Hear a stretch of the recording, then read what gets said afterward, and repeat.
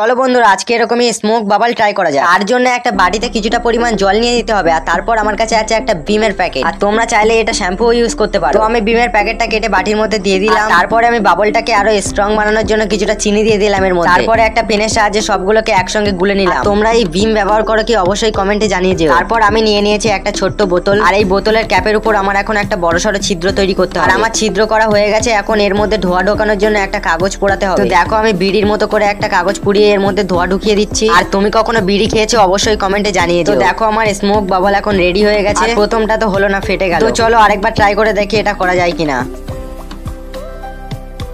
তো দেখো এটা কত সুন্দর হয়েছে, আর দেখো এর মধ্যে থেকে কত সুন্দর ধোয়া বেরোচ্ছে গাইস।